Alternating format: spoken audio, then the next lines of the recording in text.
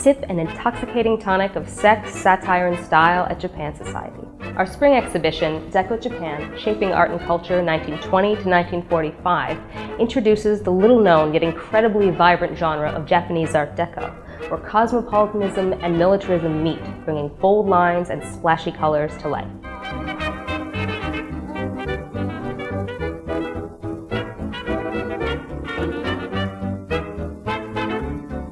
Now this is a very special show, not just because this is a whole aspect of Japanese art that we've really seen nothing of in New York before, but also because it operates on several different levels. We have a lot of what you might call high art, art made for the salon. From 1927 onwards, the salon was accessible to craft work as well as painting and sculpture. But at the same time, we have a lot of works in the show which don't belong to that category at all. We've got quite incidental things like sheet music covers, matchbox labels, postcards, posters, men's under kimono that show things like film posters, movie sets. And it's also an exhibition that's not just about style, but it's also about the, if you like, the sociology of Japan and the changing economy, the changing society, the changing expectations that people had at that time. And this screen shows one of the new fads of the 1930s, skiing. The clothing is completely Western. The picture has something of the air of a fashion poster rather than an actual portrait of a real person. But there's a lot of interesting imagery going on here which ties the contemporary young Japanese woman to tradition. First of all, if you look carefully, you'll see that although she has all the latest kit, it would seem that the ski poles, the ski sticks, are still made from bamboo. And this reference is underscored by, in the background there on the left, we see some sprouts of bamboo grass, sasa, poking up through the snow. Traditionally, one of the first harbingers of spring.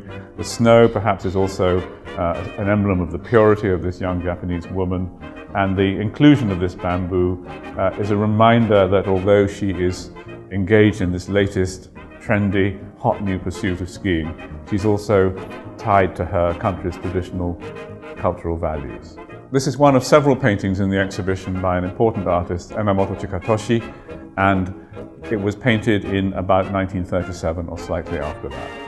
And the title of the painting is Young Woman Adjusting Her Skis. One of the kind of signal products of the Art Deco movement is the small animal bronze. We see this in France at the very first Art Deco exhibition, the exhibition that gave the movement, gave the style its name in 1925. We see it in America, and also we see it in Japan. What changes, of course, it is in Japan, the choice of animal is different. This is a pair of fox spirits by Tsuda Shinobu, and the choice of subject matter is important too. Perhaps the most famous deco animal in the global deco tradition is the deer, the leaping deer, the so-called biche, that made its first appearance in 1925. But Tsuda has made here a very conscious choice of something much more quintessentially Japanese, because these are magic foxes. Magic foxes play a very important part in Japanese traditional folklore. Tsuda would go on to do a lot of very interesting work. He did a lion that we have in the exhibition. The first lion of his that we have in the exhibition is a real lion, like a zoo lion, and maybe it's also a little bit the MGM lion. The MGM lion first roared in 1932, and that's the date of the Tsuda lion in the exhibition. Then later on, he did a very ferocious Buddhist lion, which actually has its own title, Deluded Demons Run Away. And that work dates from 1937.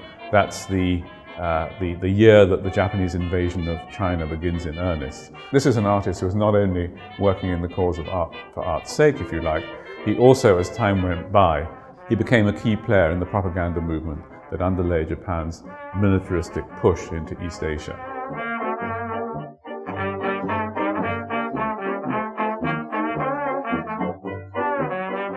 Star of this show is definitely the moga, or modern girl. This lover of late-night clubs and licentious revelry can be found throughout, with her bobbed hair, bright lips, and fashion-forward joie de vivre, with heels kicked up to jazz in the midnight air.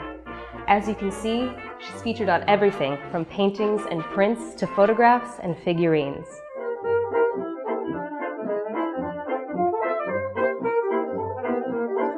So this is an exhibition that's not just about the history of style and design, it's also about the history of lifestyle, and it's all about social change in the 1920s and 1930s. We're in a corner of the exhibition now that's about a phenomenon of the time called the moga, the modern girl, liberated young consuming girl, smoking, drinking, wearing high heels, lipstick, bobbed hair, and the sort of girl who would spend time in dance halls. This is a work by Enomoto Chikatoshi, an important painter whose works feature prominently throughout this exhibition, most of them very large compositions. And here we have 3 fan-shaped paintings from a group that he did that were a celebration of the ballroom Florida, one of the most fashionable gathering places in 1930s Tokyo. And the girls that you see here they're not actually consumers, they're workers. And one form of entertainment, although it was very highly regulated, was what's called in America the taxi dance. Girls who were there, who were available for dancing for hire, a dime for 10 minutes, for example. Here we see them waiting with the special purses that they had used to hold dance tickets, or right at the end, there's a special receptacle in which men will put the tickets next to the seat where the girl they wanted to dance with was sitting. In contrast to many of the moga, modern girls that we see in this exhibition, these girls look cynical, world-weary and hard, almost as hard as the furniture that surrounds them. The ballroom Florida was one of the most fashionable ballrooms in early 1930s Japan. It was constructed on the recommendation of a Japanese aristocrat who visited Paris, and its international clients included such famous figures as Douglas Fairbanks Jr. and Charlie Chaplin.